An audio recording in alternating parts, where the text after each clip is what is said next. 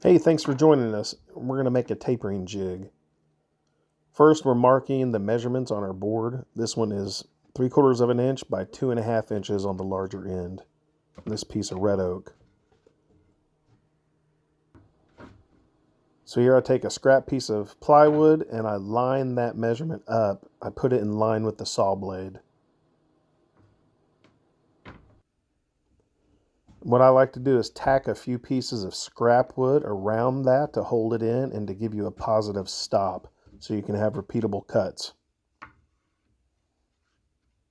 works really well with double-sided tape. I also use hot glue. Both of them leave a little bit of residue, so you have to be aware of that when you're applying finish. And here's the Dollar Tree double-sided tape. Works great.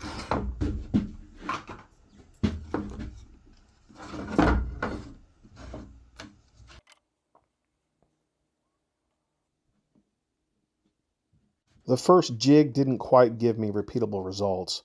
So on this one, I just put the line on both ends on the edge of the plywood, and I got repeatable cuts that were exact both times. I used the same positive stops that you can see, and I was able to get 2 exact pieces. The first time I didn't get that. So this is a quick and easy way. Thanks for watching.